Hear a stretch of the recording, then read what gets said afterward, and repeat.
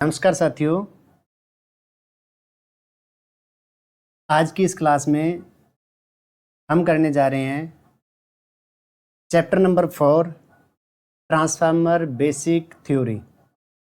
साथियों, आज की इस क्लास में हम ट्रांसफार्मर की जो बेसिक थ्योरी है उसके बारे में साथियों आज हम स्टडी करेंगे।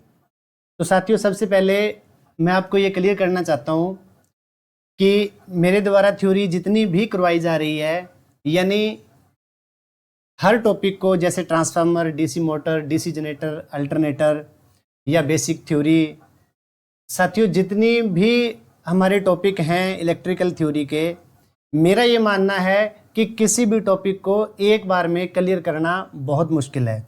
जैसे अगर कोई स्टूडेंट आज फर्स्ट टाइम ट्रांसफार्मर कर रहा है, तो जो ये ट्रांसफार्मर की बेसिक थ्योरी की जो ये क्लास है, इस क्लास में आपको ट्रांसफार्मर की जो बेसिक बातें हैं सिर्फ आपको वो बताई जाएंगी। यानी अगर ट्रांसफार्मर के बारे में टोटल ये मान करके चलें कि 300 सिंगल लाइन क्वेश्चन बनता है कि ट्रांसफार्मर किस सिद्धांत पे कार्य करता है, क्या काम करता है, किस चीज़ को बदलता है, किस चीज़ को नहीं बदलता, या इसके कौन कौन से पार्ट हैं, या फिर इसके कितने ट्रांसफार्मर के कितने टाइप्स हैं। तो साथियों, इस तरीके से जो ट्रांसफार्मर की आज हम स्टडी करेंगे, आज हम ज़्यादा डिटेल, ज़्यादा गहराई में स्टडी नहीं करेंगे, क्योंकि जो ये क्लास है ये क्लास हमारी ट्रांसफार्मर बेसिक थ्योरी की है। यानी टॉपिक हमारा ट्रांसफार्मर है, लेकिन ट्रांसफार्मर की सिर्फ बेसिक थ्योरी है। लेकिन अगर ट्रांसफार्मर को और भी गहराई में करना है तो उसके लिए जो हमारी ट्रांसफार्मर की नेक्स्ट क्लास रहेगी साथियों, ट्रांसफार्मर को डिटेल थ्योरी में नेक्स्ट क्लास में करवाया जाएगा, जो क्लास ट्रांसफार्मर की डिटेल थ्योरी की क्लास रहेगी साथियों। क्योंकि साथियों, किसी भी टॉपिक को एक ही बार में आप बेसिक से लेकर के बिल्कुल उसके न्यूमेरिकल तक या उसकी जो डिटेल टर्म्स हैं उस तक आप जो है ना एक ही बार में कवर नहीं कर सकते। क्योंकि एक तो साथियों उसका कारण ये है कि वीडियो लंबी हो जाती है, क्लास लंबी हो जाती है, और दूसरा साथियों उसका ये कारण है कि कोई भी स्टूडेंट, मेरा ये मानना है कि अगर कोई भी स्टूडेंट थ्योरी करता है तो वो थ्योरी को थोड़ा स्लोवली करे, क्योंकि ऐसी शब्दावली हैं, ये शब्दावली, ये सिद्धांत, ये जो है आपके दिमाग में स्लोवली ही बैठेंगे, क्योंकि शब्दकोश काफ़ी हो जाता है। क्वेश्चनिंग भी टोटल थ्योरी को अगर कवर करने लगे तो कम से कम 5 से 6 हज़ार क्वेश्चन टोटल थ्योरी का बनता है। तो साथियों, इतनी क्वेश्चनिंग को अगर फर्स्ट टाइम आप ये कोशिश करें कि आप 1500 से 2000 क्वेश्चन भी आप फर्स्ट टाइम में कवर करते हैं, फिर जब आप सेकंड टाइम थ्योरी को कवर करोगे फिर आप 1000-1500 क्वेश्चन उसमें और ऐड करो, यानी टोटल आप 3000 के करीब क्वेश्चन कवर करो। फिर आप जब थर्ड टाइम थ्योरी करते हो फिर आप कम से कम 1000 क्वेश्चन सिंगल लाइन और ऐड करो, यानी कुल मिलाकर के 5 से 6 बार अगर आप बिल्कुल गहराई से थ्योरी करते हो तब जाकर के साथियों आप हर टॉपिक की थोड़ा डिटेल में पहुंच पाओगे साथियों। दूसरा साथियों, जिस स्टूडेंट ने अभी तक बेसिक डेफिनेशन का जो हमारी पहली क्लास है, अगर किसी ने वो अटेंड नहीं की तो साथियों रिक्वेस्ट है, सबसे पहले आप जो बेसिक की क्लास है आप उसको कवर करो, उसके बाद तो ही आपको ये ट्रांसफार्मर का चैप्टर समझ आएगा साथियों। तो साथियों अब शुरुआत कर रहे हैं। टॉपिक है साथियों अपना ट्रांसफार्मर, और ट्रांसफार्मर में भी हम क्या कर रहे हैं, सिर्फ और सिर्फ उसकी बेसिक थ्योरी, जो बेसिक टर्म्स हैं उनके बारे में जान रहे हैं साथियों। तो साथियों, फर्स्ट ऑफ ऑल है ट्रांसफार्मर का कार्य बिना पावर और बिना फ्रीक्वेंसी बदले वोल्टेज को स्टेप अप और स्टेप डाउन करने का काम करता है। ट्रांसफार्मर क्या कर रहा है साथियों, वोल्टेज को स्टेप अप का मतलब बढ़ाना उसको, स्टेप डाउन का मतलब घटाना उसको। तो यानी सबसे पहले ट्रांसफार्मर से तो हम सभी परिचित हैं, क्योंकि हमने ट्रांसफार्मर पावर हाउस में देखे हैं, हमने अपने जो डोमेस्टिक एरिया है हमने इसमें देखे हैं, अर्बन एरिया में हमने देखे हैं। तो यानी डिस्ट्रीब्यूशन ट्रांसफार्मर भी हमने देखे हैं, और पावर हाउस में प्रयोग होने वाले पावर ट्रांसफार्मर भी हमने देखे हैं। तो साथियों, ट्रांसफार्मर का मेन कार्य क्या है, ट्रांसफार्मर पावर को कम ज़्यादा नहीं कर रहा, यानी जितनी उसकी इनपुट है उतनी ही वो आउटपुट दे रहा है। यानी पावर में कोई चेंज नहीं है। बिना पावर बिना फ्रीक्वेंसी बदले, फ्रीक्वेंसी क्या है साथियों? फ्रीक्वेंसी है जो एसी साइकिलिंग है अपनी, वो एक जो सेट है पॉजिटिव नेगेटिव का, जो एक कंप्लीट साइकिल है, ये 1 सेकंड में 50 बार रोटेट करता है, ये है हमारी फ्रीक्वेंसी। यानी ट्रांसफार्मर की इनपुट से आप सप्लाई दे करके जब आप आउटपुट पे सप्लाई निकालोगे तो इनपुट की पावर और आउटपुट की पावर, इनपुट की फ्रीक्वेंसी और आउटपुट की फ्रीक्वेंसी में साथियों कोई बदलाव नहीं आएगा। बदलाव किस में आएगा साथियों? बदलाव आता है साथियों उसमें उसकी इनपुट पे दी गई वोल्टेज पे बदलाव आता है, और उसके विपरीत साथियों करंट की वैल्यू भी चेंज होती है। क्योंकि साथियों पावर कैसे चेंज नहीं होती? मान लिया कि कोई एक ट्रांसफार्मर है, उस ट्रांसफार्मर में हमने जो टोटल पावर दे दी हमने 100, तो इनपुट पे भी 100 और आउटपुट पे भी 100। अब इसने क्या किया इस पावर में? अब पावर में क्या होता है? पावर में एक वोल्टेज होती है और एक साथियों करंट होता है। तो अब चेंज किस में आना है? चेंज आना है वोल्टेज में। अब चेंज वोल्टेज में कैसे आना है कि पहले जो इनपुट पे वोल्टेज थी साथियों 50, और पावर अगर हमारी 100 है तो करंट कितना मानेंगे हम? करंट मानेंगे 2। 50 गुणा 2 यानी 50 गुणा 2 टोटल पावर होगी आपकी 100। इनपुट पे वोल्टेज है 50, करंट है 2, तो इनपुट पे पावर होगी 100। अब आउटपुट पे जो आपको पावर मिलेगी ना साथियों, आउटपुट पे भी आपको पावर 100 ही मिलेगी, लेकिन फर्क क्या आएगा? मान लिया कि पहले वोल्टेज 50 थी, करंट था 2, टोटल पावर 100। अब आउटपुट पे आपको क्या मिलेगा? आउटपुट पे जो वोल्टेज आपको वहां 50 मिल रही थी उसको स्टेप डाउन करके हमने कर दिया 25, यानी वोल्टेज को हमने आधा कर दिया। अब वोल्टेज को जब हमने 25 किया तो पावर बनानी है उसकी भी हमने 100, तो जहां करंट 2 था वहां करंट कितना हो जाएगा? 4। 25 गुणा 4 100, और 50 गुणा 2 इनपुट पे था वो भी 100। अब दोनों केस में क्या है? दोनों टर्म का वोल्टेज और करंट का पहले में मल्टीप्लाई 50 गुणा 2 100, और दूसरे में मल्टीप्लाई 25 गुणा 4 100। यानी दोनों ही केस में, इनपुट और आउटपुट के केस में पावर आपको क्या मिल रही है? पावर मिल रही है आपको सेम, लेकिन वोल्टेज पहले वाले में 50 थी, दूसरे वाले में 25 होगी। पहले वाले में करंट 2 था, दूसरे वाले में करंट 4 हो गया। तो इस तरीके से साथियों ट्रांसफार्मर काम करता है बिना पावर बिना फ्रीक्वेंसी बदले वोल्टेज को स्टेप अप और स्टेप डाउन करने का। साथियों अब दूसरा क्वेश्चन आता है। दूसरे क्वेश्चन में बात यह आती है कि जो ये ट्रांसफार्मर वोल्टेज को कम ज्यादा कर रहा है, ये किस सिद्धांत पे कर रहा है और ये कैसे कर रहा है? तो साथियों देखो ये हमारा एक ट्रांसफार्मर है।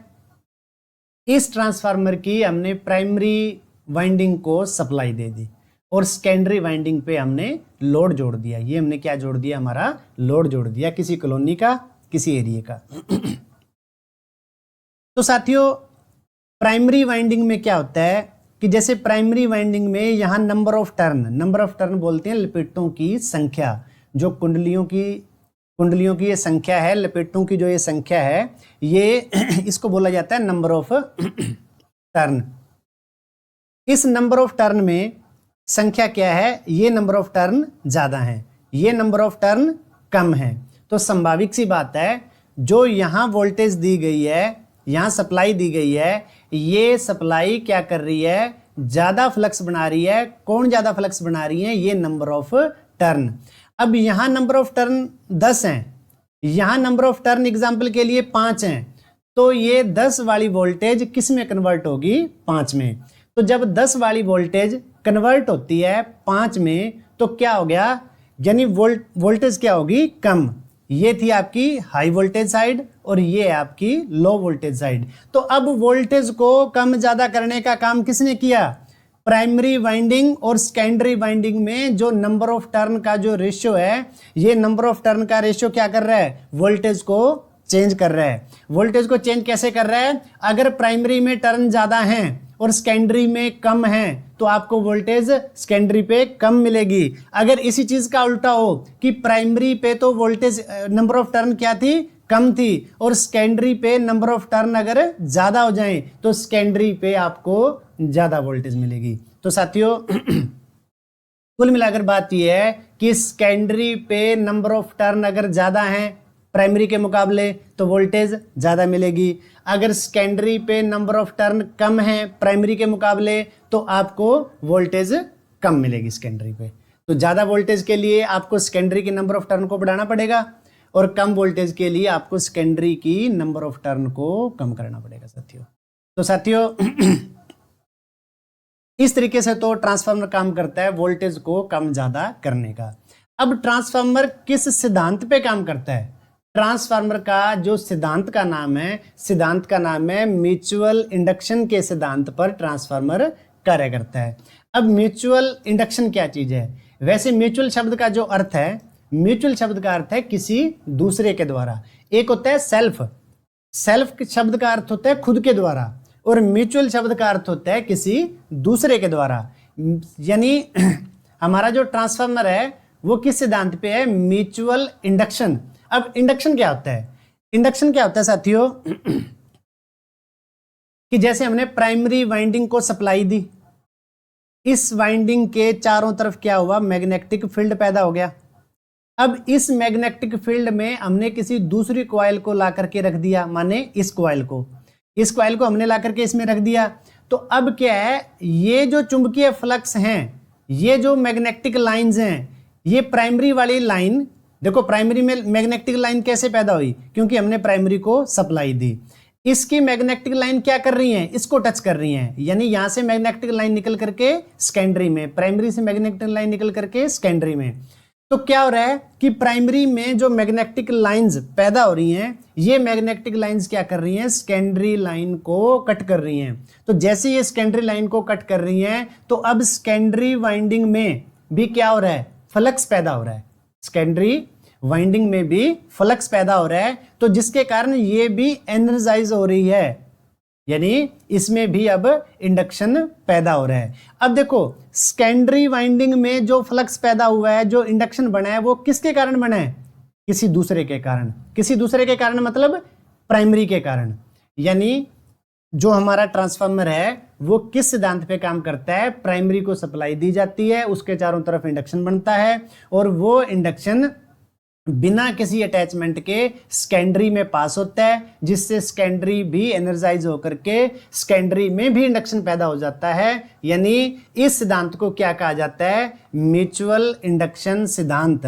यानी जो सप्लाई पास हो रही है वो एक दूसरे के इंडक्शन के कारण, म्यूचुअल इंडक्शन के कारण क्या हो रही है? Supply primary to secondary transfer हो रही है। तो इस प्रकार से हमारा जो ट्रांसफार्मर है वो म्यूचुअल इंडक्शन के सिद्धांत पर कार्य करता है साथियों। अब एक साथियों हमारा होता है ऑटो ट्रांसफार्मर। जो ऑटो ट्रांसफार्मर है साथियों वो सेल्फ इंडक्शन के सिद्धांत पर कार्य करता है। यानी ऑटो ट्रांसफार्मर आपने सुना होगा कि घरों में भी सिंगल फेज पे यूज होता है। तो अब ऑटो ट्रांसफार्मर में क्या होता है? ऑटो ट्रांसफार्मर सेल्फ इंडक्शन के सिद्धांत पर कार्य करता है। इस जैसे ऊपर वाले में क्या था? प्राइमरी सेकेंडरी अलग अलग थी, लेकिन इसमें क्या है?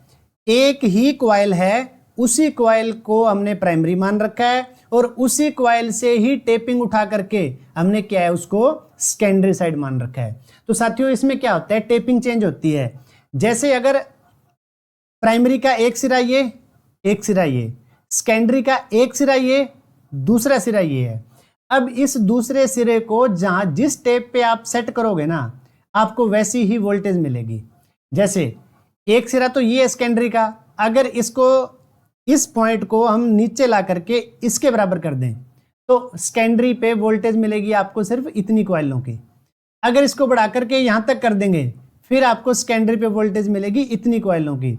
अगर यहां कर देंगे इसको तो फिर आपको मिलेगी इतनी कॉइलों की। अगर यहां कर देंगे तो फिर आपको और भी ज्यादा बढ़ जाएगा एरिया। अगर इसको बढ़ाते बढ़ाते आप यहां पीक पे ले जाओगे तो फिर आपको और भी ज्यादा वोल्टेज मिलनी शुरू हो जाएगी।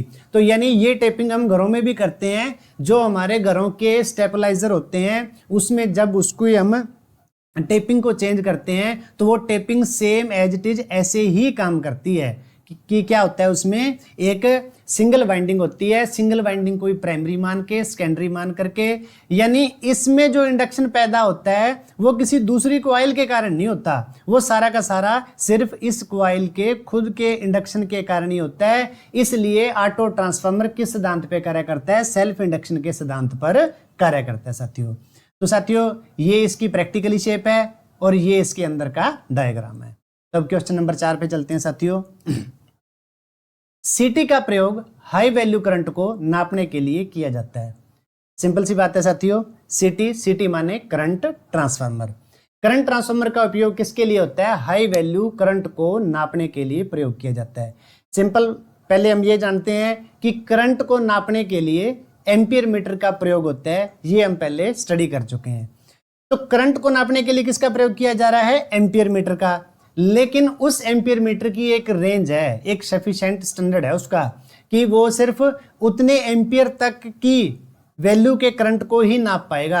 ऐसा नहीं है कि आप सिंगल मतलब एक एम्पियर मीटर को उठा करके किसी ट्रांसमिशन लाइन में लगा दो या किसी डिस्ट्रीब्यूशन लाइन में लगा दो, वहां वो करंट मेजरमेंट करेगा, तो वहां साथियों वो मेजरमेंट नहीं कर पाएगा। उसके लिए क्या है? उसके लिए इक्विपमेंट तैयार किए जाते हैं, यानी लाइनों के करंट को नापने के लिए किसका प्रयोग होता है? सीटी का प्रयोग होता है। यानी सीटी का प्रयोग हाई वैल्यू करंट को नापने के लिए किया जाता है। तो अब सीटी में देखो होता क्या है साथियों, जैसे ये जो रेड कलर में है ये क्या है? आपकी लाइन है, मतलब ट्रांसमिशन की 132 केवी 33 केवी की ये कोई आपकी लाइन है। अब इस लाइन को एक इक्विपमेंट में से गुजारा जाता है, यानी एक सीटी नाम के इक्विपमेंट से डायरेक्ट निकाला जाता है इसको। तो इसमें क्या होता है? जो मेन कंडक्टर है, मेन कंडक्टर को तो प्राइमरी माना जाता है। यानी साथियों एक बात और, जितने भी ट्रांसफार्मर हैं इनका सिद्धांत लगभग सेम ही रहता है, यानी एक प्राइमरी एक सेकेंडरी। तो अब इसमें क्या हुआ? जो कंडक्टर है, कंडक्टर किसका काम कर रहा है? ये रेड कलर, ये प्राइमरी का काम कर रहा है, यानी कंडक्टर को सीधा इक्विपमेंट में से निकाल दिया। तो ये किसका काम कर रहा है? प्राइमरी का काम कर रहा है। अब सेकेंडरी क्या है? सेकेंडरी हमने अलग से एक कॉइल बना करके इसकी सेकेंडरी बना दी। तो अब ये साथियों काम कैसे करता है? मान लो आपकी लाइन में चल रहा है 100 एम्पियर करंट, इसने 100 को कम करके बदल दिया 10 एम्पियर में। अब देखो 100 को तो हम डायरेक्ट नहीं नाप सकते थे, लेकिन 10 को हम एम्पियर मीटर लगा करके नाप सकते हैं। हमने क्या किया? 100 को कम किया 10 में, एक फिक्स रेशियो के साथ हमने 100 को कन्वर्ट कर दिया 10 में, और उस 10 को नाप लिया एम्पियर मीटर के द्वारा।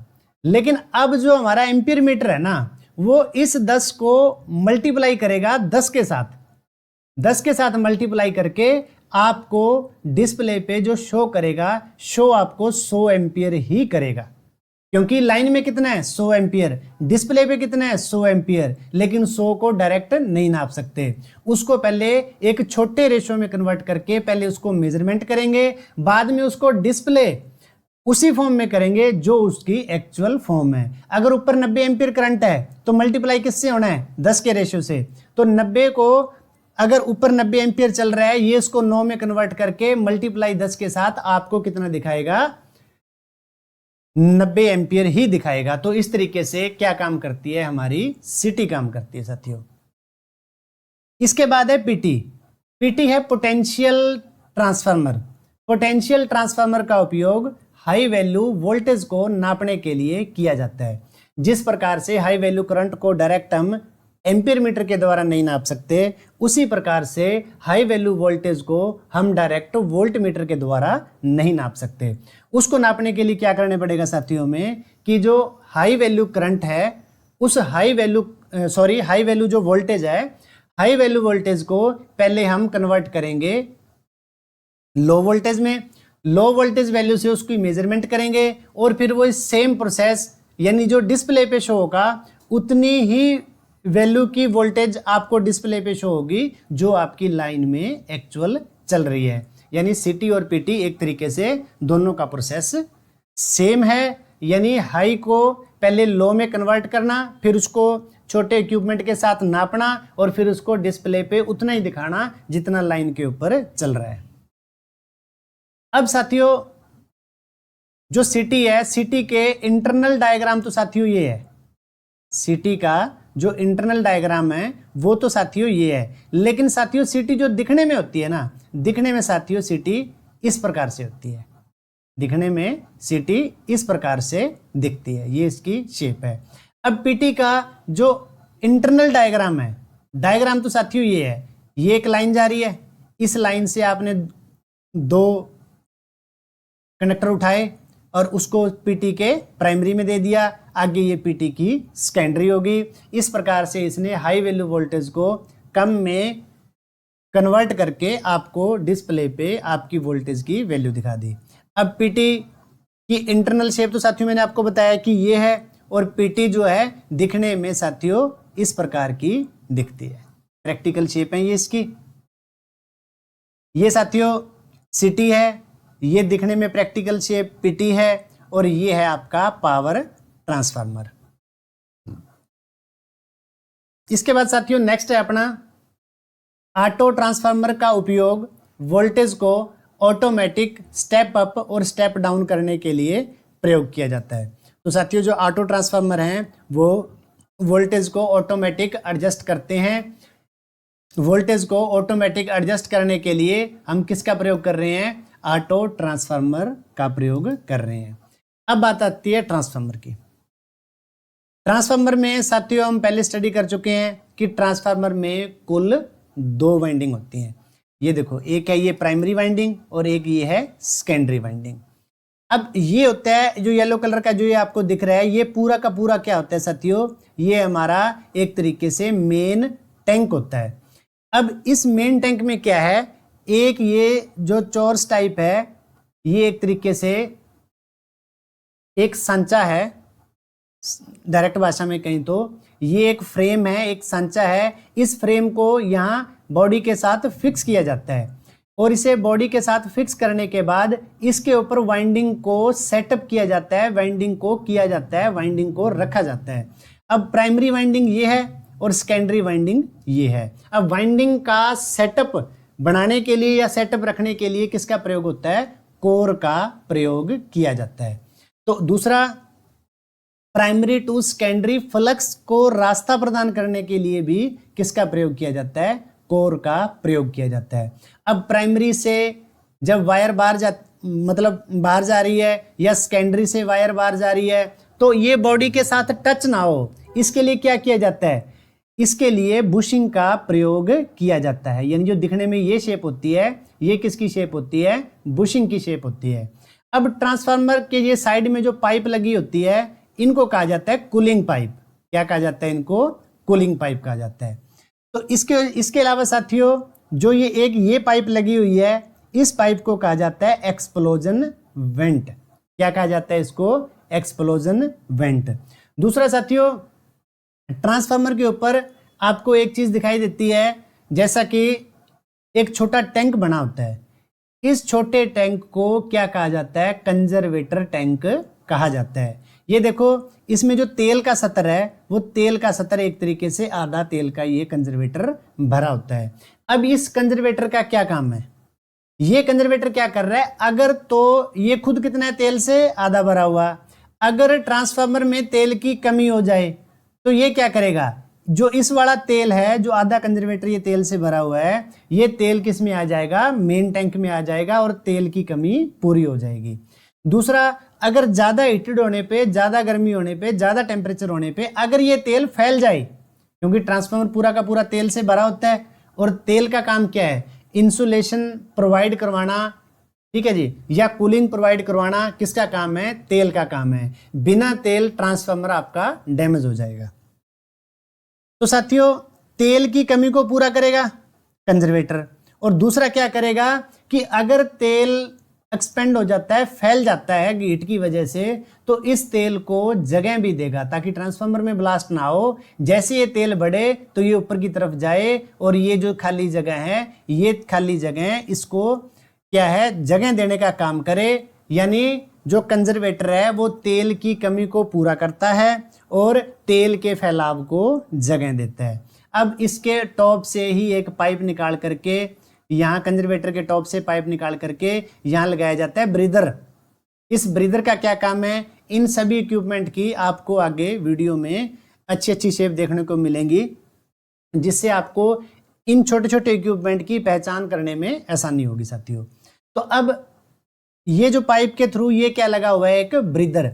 ब्रीदर असल में क्या है, एक छोटा कप टाइप होता है। इस कप के अंदर सिलिका जेल भरा होता है। सिलिका जेल कोई लिक्विड चीज नहीं है, ये बजरी के जो कंक्रीट होता है, बजरी होती है, ठीक है। ये दिखने में एक तरीके से बजरी की तरह होते हैं, इनके कलर अलग अलग होते हैं, उनकी स्टडी हम आगे करेंगे। तो साथियों, इसके अलावा कंजर्वेटर टैंक और मेन टैंक के बीच में ये जो है, ये क्या लगी हुई है, बक्कल रिले लगी हुई है। अब बक्कल रिले का क्या काम है साथियों? बक्कल रिले ट्रांसफार्मर की इंटरनल प्रोटेक्शन का काम करती है। बक्कल रिले क्या कर रही है? ट्रांसफार्मर की इंटरनल जो प्रोटेक्शन है उसका काम कर रही है। ये दो काम करेगी कि अगर कंजर्वेटर खाली हो जाए तो कंजर्वेटर का तेल किसके थ्रू जा रहा था? बक्कल के थ्रू। अब बक्कल में भी अगर तेल खाली हो गया ना, तो ये आपकी क्या है, रिले ऑपरेट हो जाएगी और ट्रांसफार्मर को ट्रिप करवा देगी या फिर आपको अलार्म देगी कि आपके जो कंजर्वेटर में या ट्रांसफार्मर में तेल की कमी होगी। एक तो क्योंकि तेल की कमी होने पे डायरेक्ट ट्रांसफार्मर डैमेज हो जाएगा, इसलिए ये प्रोटेक्शन का काम करती है। दूसरा, बक्कल क्या काम कर रही है?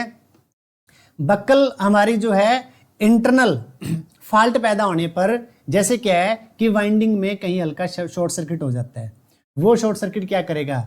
ऑयल के अंदर हीट पैदा करेगा। कुछ हार्मफुल हीट से क्या होगा? कुछ हार्मफुल गैसेस पैदा होंगी। किसमें? इस ऑयल में। अब ये ऑयल सारा का सारा किससे जुड़ा हुआ है? बक्कल से। तो बक्कल उन हार्मफुल गैसेस को सेंस करेगी और सेंस करके उन हार्मफुल गैसेस अगर ट्रांसफार्मर के अंदर पैदा हो रही है तो वो साथ के साथ बक्कल जो है ना, रिले को कमांड करके ट्रांसफार्मर को ट्रिप करवाने का काम करेगी, ताकि समय रहते हम ट्रांसफार्मर को पहले से चेक कर सकें कि इसके अंदर कोई इंटरनल फॉल्ट है, इसमें हार्मफुल गैसेस पैदा हो रही है। तो साथियों, ये हमने ट्रांसफार्मर के बारे में बेसिक टर्म यानी इसके जो पार्ट्स हैं उसके बारे में कवर किया है।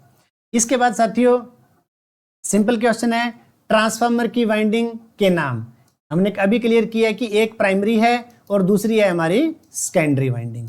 यानी प्राइमरी वाइंडिंग वो जिसको सप्लाई के साथ जोड़ा जाता है, सेकेंडरी वाइंडिंग वो जिसको लोड के साथ जोड़ा जाता है। तो साथियों, नेक्स्ट क्वेश्चन है हमारा, ट्रांसफार्मर वाइंडिंग एनमिल्ड कॉपर पदार्थ की बनी होती है। यानी ट्रांसफार्मर वाइंडिंग किस चीज की बनी है? एनमिल्ड कॉपर वो होता है, जैसे आपने वाइंडिंग में देखा होगा कि जो कॉपर की जो वाइंडिंग प्रयोग की जाती है, उस वाइंडिंग के ऊपर एक लेमिनेशन टाइप की, एक वार्निश टाइप की, लेमिनेशन टाइप की एक परत चढ़ी होती है, उसे कहा जाता है एनमिल्ड कॉपर। वैसे तो साथियों, बेयर कंडक्टर भी होता है, ठोस कंडक्टर भी होता है, तो इस तरीके से कंडक्टर कई प्रकार का होता है कॉपर, लेकिन इसमें कौन सा प्रयोग किया जा रहा है? एनमिल्ड कॉपर पदार्थ प्रयोग किया जा रहा है। किसके लिए? ट्रांसफार्मर की वाइंडिंग के लिए। अब हमने पीछे एक चीज कवर की है कि ट्रांसफार्मर कोर सिलिकॉन स्टील पदार्थ की बनी होती है।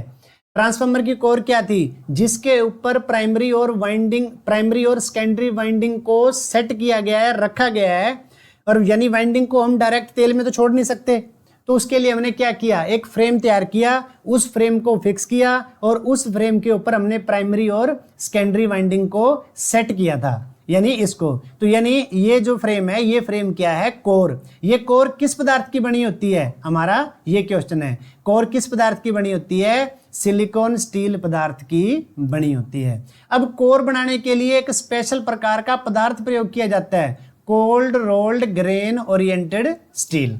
Cold rolled grain oriented steel. अब इसके बाद साथियों, पावर के आधार पर ट्रांसफार्मर दो प्रकार के होते हैं। एक होता है साथियों पावर ट्रांसफार्मर। पावर हाउस में प्रयोग होने वाला ट्रांसफार्मर क्या कहलाता है? Power transformer.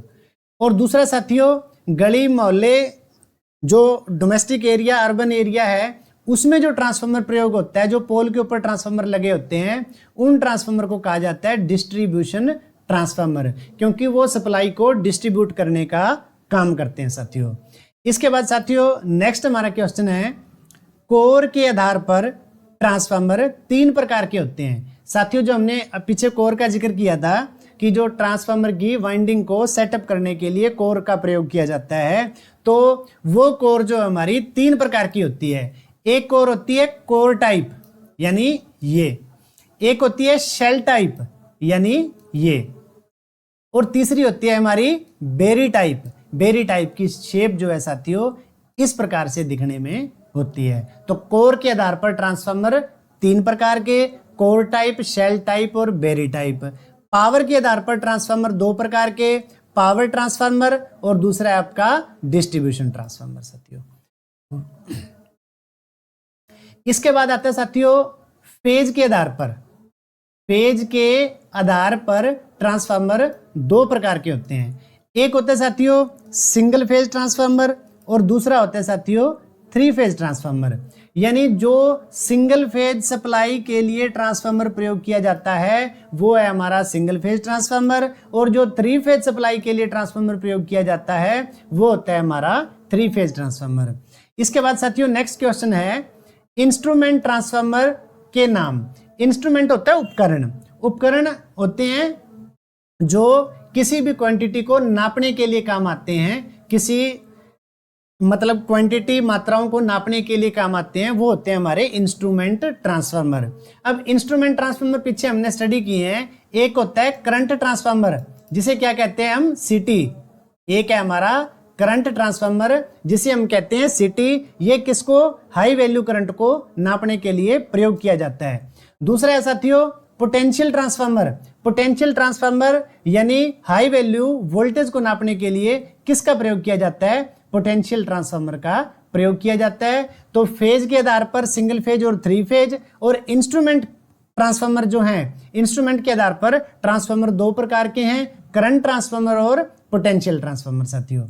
इसके बाद है साथियों पावर हाउस में प्रयोग किए जाने वाले ट्रांसफार्मर क्या कहलाते हैं, पावर ट्रांसफार्मर कहलाते हैं। पावर हाउस में जो प्रयोग होते हैं ट्रांसफार्मर उन्हें क्या कहा जाता है, पावर ट्रांसफार्मर। और फील्ड में, फील्ड माने गांव शहर, फील्ड में प्रयोग किए जाने वाले ट्रांसफार्मर क्या कहलाते हैं, डिस्ट्रीब्यूशन ट्रांसफार्मर कहलाते हैं साथियों। साथियों नेक्स्ट क्वेश्चन है हमारा एमवीए में क्षमता ली जाती है किसकी, पावर ट्रांसफार्मर की। एमवीए में किसकी क्षमता ली जाती है, पावर ट्रांसफार्मर की। केवीए में क्षमता किसकी ली जाती है, डिस्ट्रीब्यूशन ट्रांसफार्मर की। और अगर वैसे डायरेक्ट सिंपल क्वेश्चन देखें तो ट्रांसफार्मर की रेटिंग ली जाती है किसमें, केवीए और एमवीए में। केवीए और एमवीए में ट्रांसफार्मर की रेटिंग ली जाती है। इसके बाद है साथियों कंजर्वेटर। कंजर्वेटर के बारे में हमने पहले भी किया है। तो कंजर्वेटर क्या है, कंजर्वेटर का मुख्य कार्य है मेन टैंक के ऊपर एक छोटा टैंक होता है जो मेन टैंक में तेल की कमी को पूरा करता है और तेल के अधिक होने पर तेल के फैलाव को जगह देता है। तो यानी साथियों जो ये टैंक है ये हमारा क्या है, कंजर्वेटर टैंक, जो तेल से आधा भरा होता है। इसका काम क्या है, तेल की कमी को पूरा करना और तेल के फैलाव को जरूरत पड़ने पर तेल के फैलाव को जगह देना। अब आगे है साथियों ब्रीदर का मुख्य कार्य क्या है। ये हमारा जो ब्रीदर है, ब्रीदर का मुख्य कार्य क्या है साथियों, ब्रीदर का मुख्य कार्य हमारा ट्रांसफार्मर में श्वसन प्रक्रिया को संपन्न करना। जैसे साथियों ब्रीथ होता है सांस लेना, और ब्रीदर जो उसको श्वास दिलवाने की प्रक्रिया को संपन्न कर रहा है वो क्या है, ब्रीदर है। साथियों ट्रांसफार्मर भी इंसानों की तरह सांस लेता है। अब ये सांस लेवाने का काम जो करती है वो कौन करता है, ब्रीदर करता है। अब ब्रीदर कहाँ लगा होता है, आपका ये मेन टैंक है, मेन टैंक से पाइप निकल करके किस में जाती है, कंजर्वेटर में। वो दोनों आपस में जुड़े होते हैं, उनके बीच में एक क्या लगी होती है, बक्कल रिले, जो इंटरनल फॉल्ट या तेल की कमी होने पर आपको क्या है, अलर्ट करती है। यानी मेन टैंक बीच में क्या लगी होती है, बक्कल रिले, और बक्कल रिले ऊपर होता है आपका कंजर्वेटर, और कंजर्वेटर में से पाइप निकाल करके क्या लगाया जाता है, आपका ब्रीदर लगाया जाता है।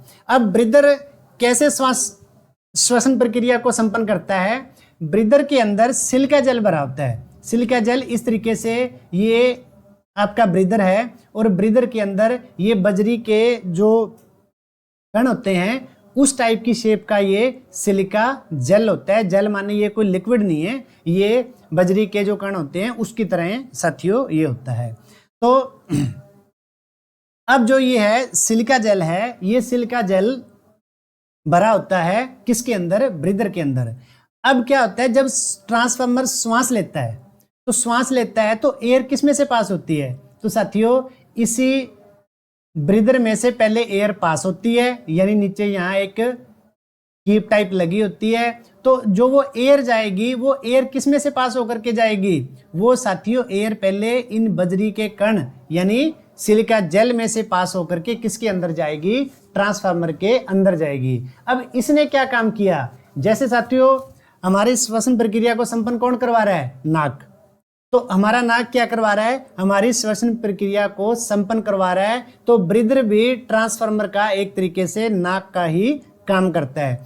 जैसे नाक के अंदर हमारे बाल होते हैं तो वो बाल क्या करते हैं, वो एयर को फिल्टराइजेशन करने का काम करते हैं। उसी प्रकार से इस ब्रीदर के अंदर भरी हुए जो सिलिका जेल है, जो सिलिका जेल है, जो वो बजरी टाइप के जो कण हैं, वो क्या कर रहे हैं, वो इस एयर को, इस एयर में जो नमी है, नमी को सोख करके आगे एयर को, फ्रेश एयर को भेजने का काम कर रहे हैं। बिना नमी की हवा को आगे भेजने का काम कर रहे हैं साथियों। जब आपका सिलिका जेल फ्रेश होता है तो सिलिका जेल का मुख्य कार्य क्या है, ट्रांसफार्मर में श्वसन प्रक्रिया के दौरान जाने वाली हवा में से नमी को सोखता है।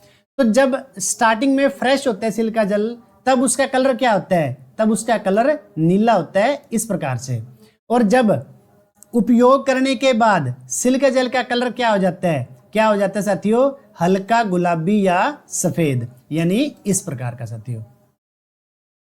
अब है बक्कल रिले का कार्य है। बक्कल रिले ट्रांसफार्मर में आंतरिक दोष होने पर ट्रांसफार्मर को सुरक्षा प्रदान करता है। बक्कल रिले क्या कर रही है, ट्रांसफार्मर में आंतरिक दोष होने पर ट्रांसफार्मर को सुरक्षा देने का काम कर रही है। कौन सी रिले, ये रिले, बक्कल रिले। अब जो है बक्कल रिले गैसीय सिद्धांत पर कार्य करती है। बक्कल रिले गैसीय सिद्धांत पर कार्य करती है। ये बात मैंने आपको पहले बताई कि इंटरनल फॉल्ट हुआ, कुछ हीट पैदा हुई, उस हीट से जो हमारा ट्रांसफार्मर ऑयल है उसमें हार्मफुल गैसेस पैदा हुई, उस गैसेस को बक्कल ने सेंस किया और सिस्टम को ट्रिप करवा दिया।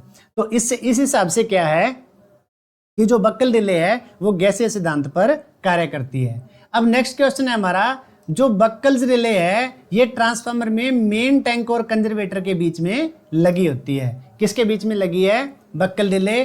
बक्कल रिले हमारी लगी है मेन टैंक और कंजर्वेटर के बीच में क्या लगी हुई है, बक्कल रिले लगी हुई है।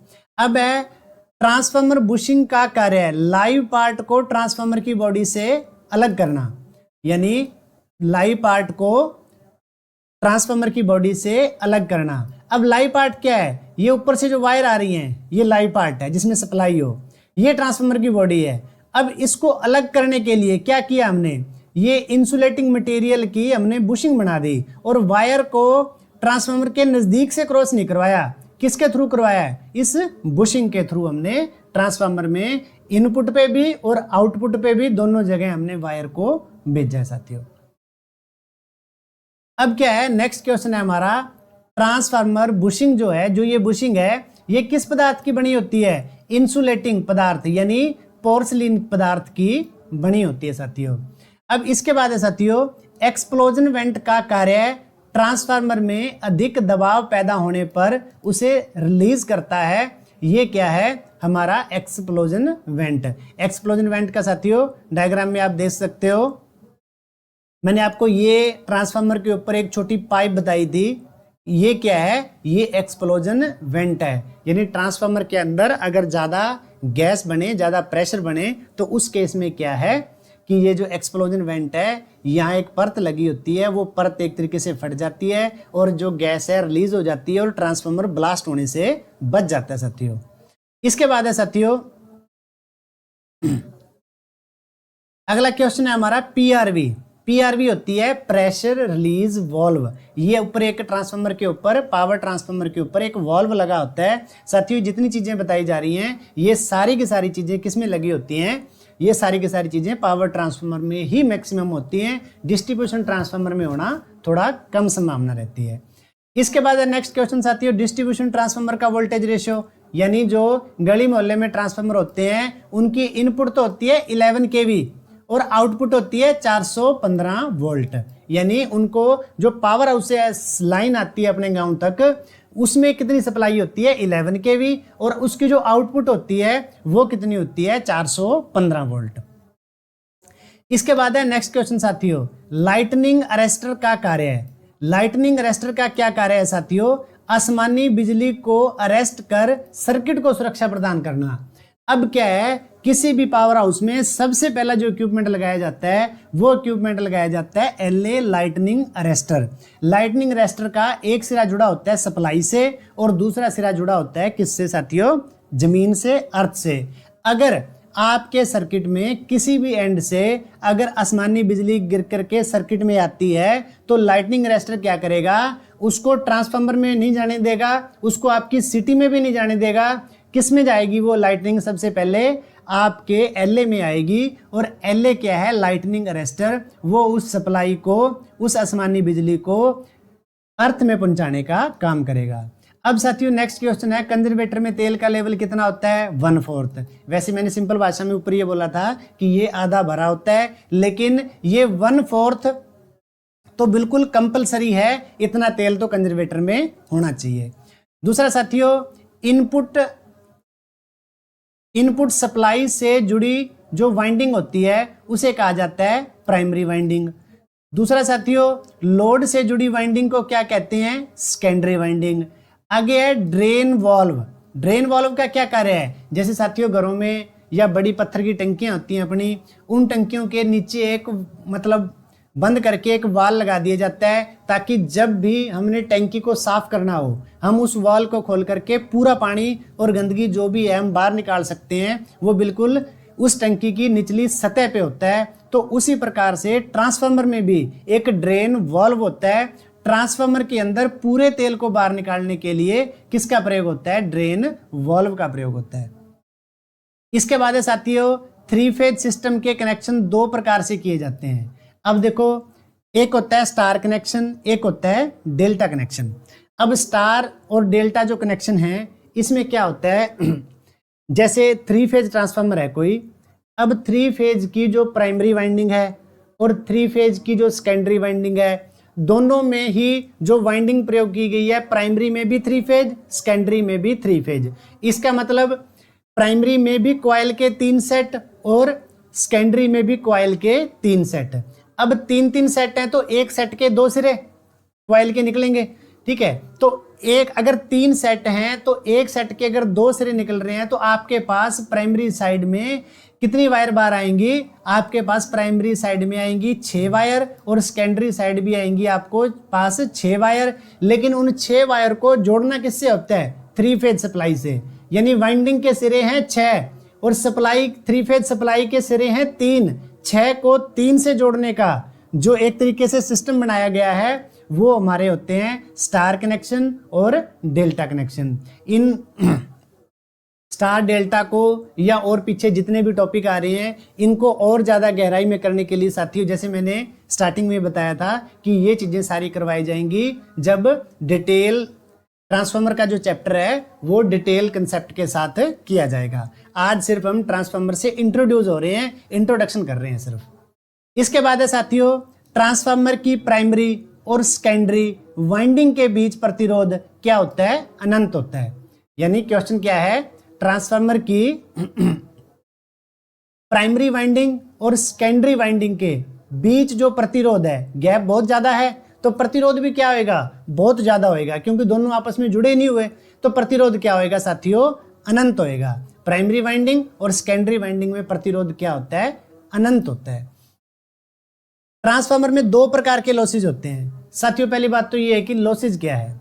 लॉसेज क्या है? आपने प्राइमरी साइड सप्लाई दी 100, अब सेकेंडरी साइड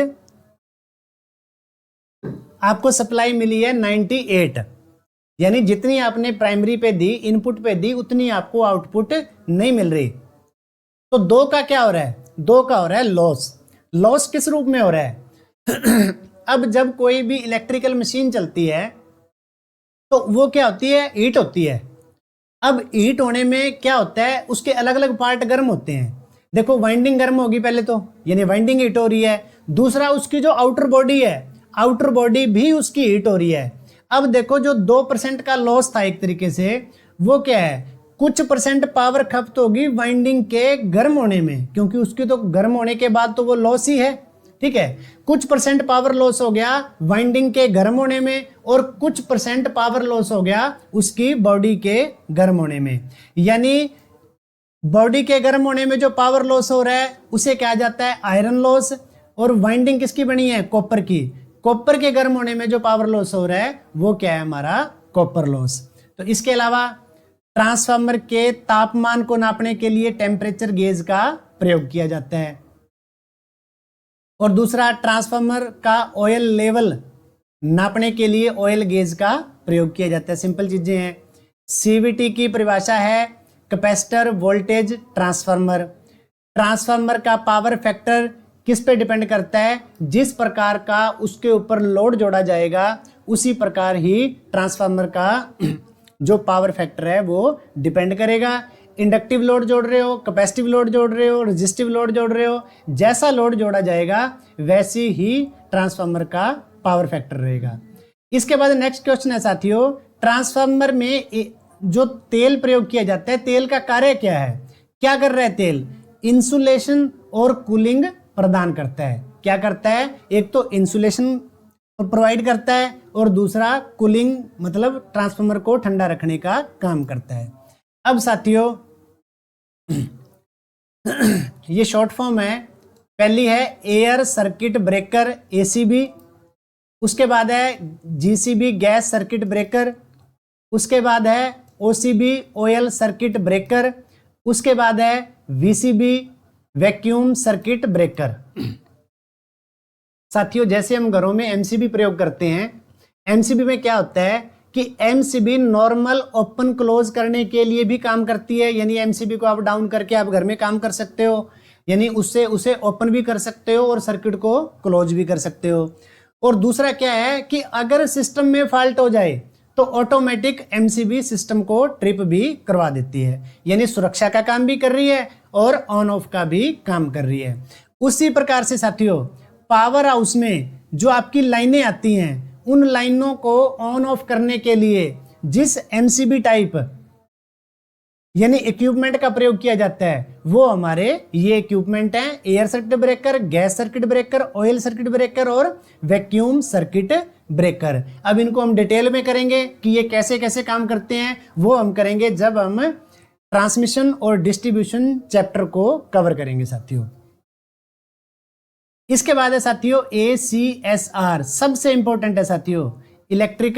इलेक्ट्रिशियन थ्योरी के अकॉर्डिंग सबसे इंपॉर्टेंट ये चीज है ACSR, aluminium conductor steel reinforced. यानी साथियों हम जो लाइनें देखते हैं 33 kV की, 11 kV की या बड़ी ट्रांसमिशन लाइनें देखते हैं, उनमें जो तार माने कंडक्टर जो प्रयोग होता है उस कंडक्टर का क्या नाम है, एल्युमिनियम कंडक्टर स्टील रेनफोर्स्ड।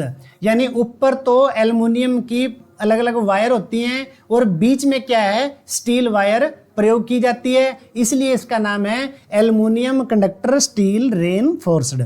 इसके बाद नेक्स्ट आगे एक शॉर्ट फॉर्म आती है RCB, residual current circuit breaker.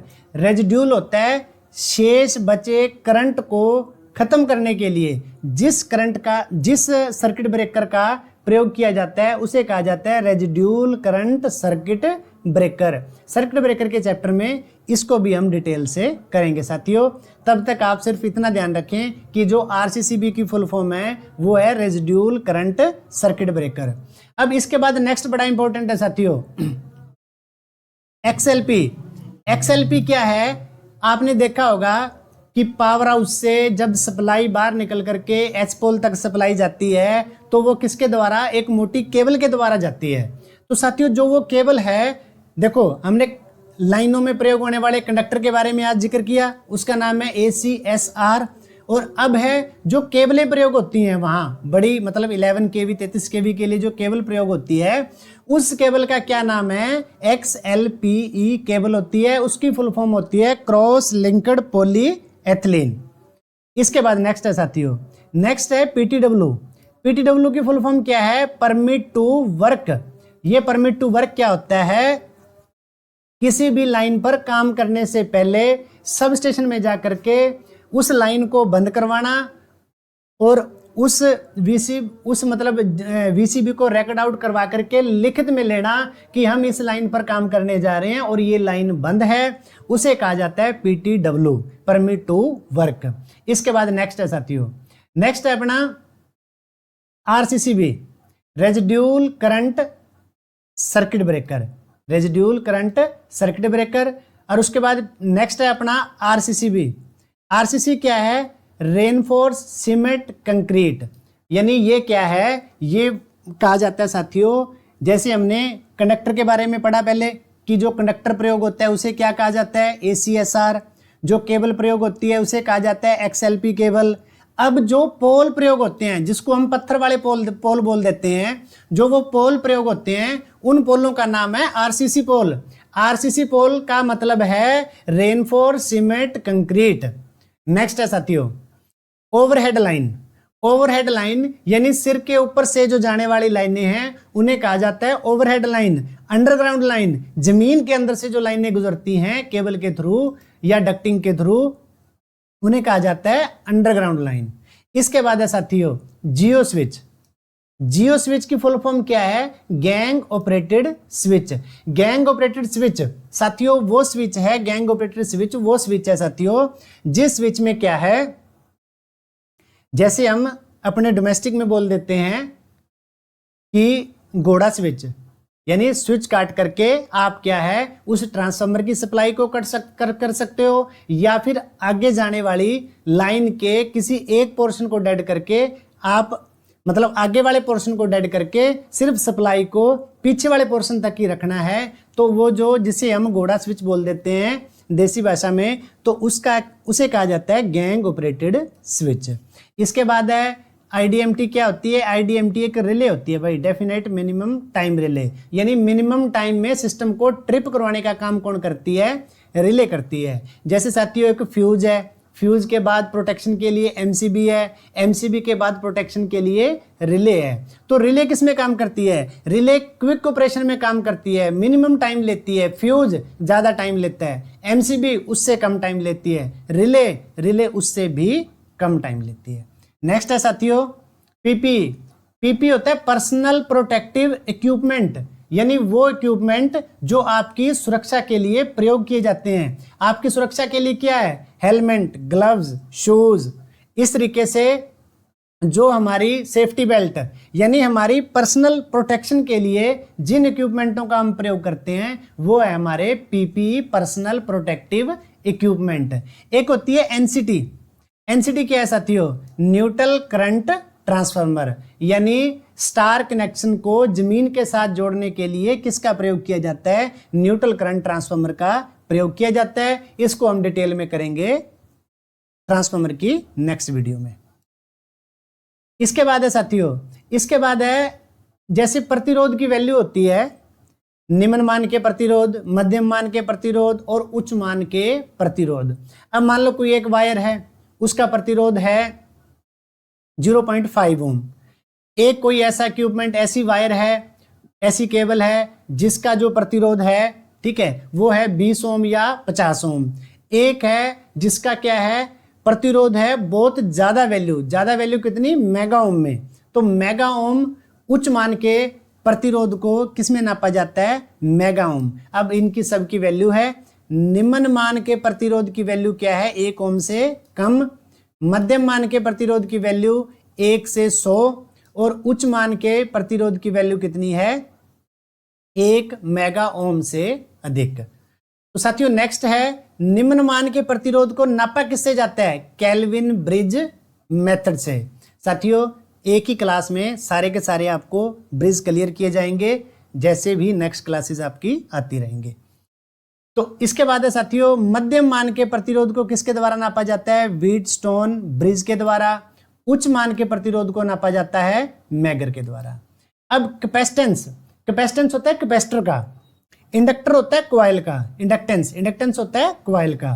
तो कैपेसिटेंस को किसके द्वारा नापा जाता है? शेयरिंग ब्रिज के द्वारा। इंडक्टेंस को किसके द्वारा नापा जाता है? मैक्सवेल ब्रिज के द्वारा साथियों। इसके बाद है ऑयल सर्किट। इसके बाद है ऑयल सर्किट ब्रेकर जो है उसमें ऑयल का क्या कार्य है? ऑयल सर्किट ब्रेकर में ऑयल का क्या कार्य है? कूलिंग और इंसुलेशन प्रोवाइड करना, सेम एज ट्रांसफार्मर में। ट्रांसफार्मर में भी देखो साथियों, आपको थोड़ा क्लियर कर दूं कि ऑयल सर्किट ब्रेकर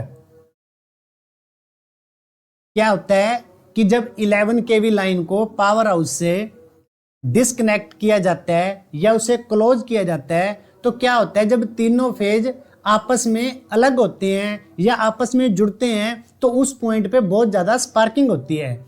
इसलिए उन कॉन्टैक्टर को, यानी जिस जगह से आपने तीनों फेजों को अलग करना है या तीनों फेजों को जोड़ना है, ये तो स्वाभाविक सी बात है साथियों कि अगर हम घर में किसी नंगी वायर के साथ किसी दूसरी वायर को चलती सप्लाई में जोड़ते हैं तो वहाँ भी स्पार्किंग होती है, लेकिन वहाँ तो वोल्टेज लेवल बहुत ज़्यादा होता है। जब 11 केवी की मतलब लाइन के कॉन्टैक्टर आपस में अलग किए जाते हैं या जोड़े जाते हैं तब क्या है, बहुत ज़्यादा स्पार्किंग पैदा होती है। इसलिए स्पार्किंग को खत्म करने के लिए उन कॉन्टैक्टर को एक तेल के डिब्बे में डुबो करके रखा जाता है, यानी एक तेल का एक बॉक्स होता है तेल से भरा, उस बॉक्स के अंदर ही उनको ओपन क्लोज किया जाता है ताकि उनको ओपन क्लोज करते टाइम अगर स्पार्किंग भी पैदा हो तो तेल की इंसुलेशन क्षमता इतनी ज़्यादा है कि वो स्पार्किंग को खत्म कर देता है। एक होता है साथियों vacuum circuit breaker. Vacuum circuit breaker में वैक्यूम ट्यूब का कार्य क्या है? उसका भी ऑयल की तरह आर्क को खत्म करने का काम होता है साथियों। इसके बाद है साथियों स्टार्टर में तेल का कार्य है कूलिंग प्रदान करना। एलटी वोल्टेज कितने तक की होती है भाई? 1 केवी तक की। जैसे मान के चलो 440 वोल्ट है तो 440 वोल्ट को आप क्या कहोगे? LT side. जैसे मान लो आपके मोहल्ले का ट्रांसफार्मर है, मोहल्ले के ट्रांसफार्मर से जब आउटपुट निकल करके आपकी गली में आ रही है तो ये लाइन क्या है? एलटी लाइन है। लेकिन जो लाइन पावर हाउस से आ रही है तो पावर हाउस से जो लाइन आ रही है वो जो लाइन होती है वो 11 केवी की है, तो 11 केवी की लाइन को क्या कहा जाता है? एचटी लाइन कहा जाता है। तो इसके बाद है साथियों super tension line. Super tension line कहा जाता है 33 केवी तक की लाइन को। एक्स्ट्रा सुपर टेंशन लाइन, ये एक्स्ट्रा सुपर टेंशन लाइन जो होती है ये 132 केवी से ऊपर तक की जो लाइनें होती हैं उन्हें कहा जाता है। इसके बाद है एक्सएलपी, सेम क्रॉस लिंक्ड पॉलीएथिलीन। इसके बाद है एमआईएस, मिनरल इंसुलेटेड कवर। इसके बाद पेपर इंसुलेटेड कवर। तो साथियों ये क्या है? एमआईसी, मिनरल इंसुलेटेड कवर, ये तारों के ऊपर चढ़ने वाले इंसुलेशन जो चढ़ा होता है तारों के ऊपर, ये उनके कवर हैं साथियों, यानी वो एक तरीके से ये वो इंसुलेशन है। इसके बाद है ABCB क्या होती है? Air blast circuit breaker. इसके बाद है ट्रांसफार्मर में प्रयोग होता है on load tap changer. On load tap changer क्या है साथियों? जैसे हमने स्टार्टिंग में किया था कि इस तरीके से टेप चेंज करके आप वोल्टेज को कम ज़्यादा कर सकते हो, ये तो हमने किया था किसमें? सिंगल फेज ट्रांसफार्मर में जो सेल्फ इंडक्शन के सिद्धांत पे कार्य करता है। अगर 3 फेज के बड़े पावर ट्रांसफार्मर की टेप को आपने चेंज करना है तो उसके लिए क्या प्रयोग किया जाता है पावर हाउस में? On load tap changer. अब अगर कोई ट्रांसमिशन लाइन वो होती है जो टावर वाली लाइन होती है साथियों, बड़े टावर वाली जो लाइन होती है ट्रांसमिशन लाइन। अगर शॉर्ट ट्रांसमिशन लाइन कौन सी है?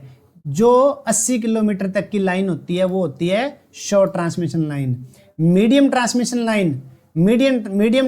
लाइन की जो लंबाई है साथियों वो होती है 80 किलोमीटर से 200 किलोमीटर, और 200 किलोमीटर से अगर ऊपर की जो लाइन है साथियों वो कौन सी है? आपकी लॉन्ग ट्रांसमिशन लाइन होती है साथियों। नेक्स्ट है साथियों शॉर्ट ट्रांसमिशन लाइन में कौन सी रिले प्रयोग की जाती है? ओवर करंट रिले प्रयोग की जाती है या इंटेनियंस रिले प्रयोग की जाती है। मीडियम ट्रांसमिशन लाइन के लिए कौन सी रिले प्रयोग की जाती है? महो रिले। लॉन्ग ट्रांसमिशन लाइन के लिए प्रोटेक्शन के लिए कौन सी रिले प्रयोग की जाती है? इंपीडेंस रिले प्रयोग की जाती है साथियों। इसके बाद है डीपीआर, डिस्टेंस प्रोटेक्शन रिले, यानी ये रिले अगर लाइन में फॉल्ट होता है तो उस केस में सिस्टम को ट्रिप करती है और साथ में आपको ये भी बताती है कि फॉल्ट कितने किलोमीटर की दूरी पर है। पीछे हमने कवर किया साथियों टेप चेंजर वोल्टेज को कम ज्यादा करने के लिए, तो ये हमेशा ट्रांसफार्मर की एचवी साइड ही लगाया जाता है। इसके बाद है ट्रांसफार्मर, शुद्ध ट्रांसफार्मर ऑयल का रंग। शुद्ध ट्रांसफार्मर ऑयल का रंग क्या है? पीला। खराब ट्रांसफार्मर ऑयल का रंग भूरा। अब ट्रांसफार्मर, आदर्श ट्रांसफार्मर की दक्षता कितनी होती है? जैसे मैंने पीछे एक एग्जांपल दिया था कि ट्रांसफार्मर में लॉसेज होते हैं, तो लॉसेज का मानना यह है कि आपने प्राइमरी पे 100 दिया, आगे 98 आया, तो यानी 2 का क्या हो गया? लॉसेज। लेकिन आदर्श ट्रांसफार्मर क्या होते हैं? आदर्श ट्रांसफार्मर वो होते हैं जिनमें लॉसेज 0 होते हैं, जिनका प्रतिरोध 0 होता है, जिनकी एफिशिएंसी 100 की 100 होती है। यानी आपने प्राइमरी पर जितनी आपने पावर दी है उतनी ही पावर आपको उसकी आउटपुट माने सेकेंडरी पर मिलेगी आपको। आदर्श ट्रांसफार्मर का प्रतिरोध 0। आदर्श ट्रांसफार्मर का वोल्टेज रेगुलेशन कितना है? 0। मतलब नील लोड से फुल लोड तक जाते जो वोल्टेज की गिरावट होती है उसमें भी कोई गिरावट नहीं आएगी। ये है आदर्श ट्रांसफार्मर का वोल्टेज रेगुलेशन। इसके बाद है open circuit test iron loss निकालने के लिए किया जाता है। Short circuit test copper loss निकालने के लिए किया जाता है। यानी मैंने पीछे आपको एक एग्जांपल दिया है कि ओपन ट्रांसफार्मर में लॉसेज होते हैं 2 प्रकार के, यानी कॉपर पार्ट यानी वाइंडिंग गर्म होती है, आयरन पार्ट यानी जो उसका बॉडी है, जो धात्विक पार्ट है वो गर्म होता है। अब जो ये दोनों चीजें गर्म हो रही हैं, यानी आयरन लॉस जो हो रहा है या फिर जो कॉपर लॉस हो रहा है, इनको निकालने के लिए ट्रांसफार्मर में 2 टेस्ट किए जाते हैं। एक होता है ओपन सर्किट टेस्ट और दूसरा होता है short circuit test. Open circuit iron loss को निकालने के लिए और शॉर्ट सर्किट टेस्ट किया जाता है कॉपर लॉस को निकालने के लिए। तो साथियों ये इसका प्रोसेस है, इसको थोड़ा गहराई से स्टडी करेंगे नेक्स्ट में। इसके बाद है वोल्टेज रेगुलेशन जानने के लिए ट्रांसफार्मर में संपनर टेस्ट किया जाता है। एफिशिएंसी को निकालने के लिए भी ट्रांसफार्मर की एफिशिएंसी कितने % है, एफिशिएंसी को निकालने के लिए संपनर टेस्ट किया जाता है साथियों।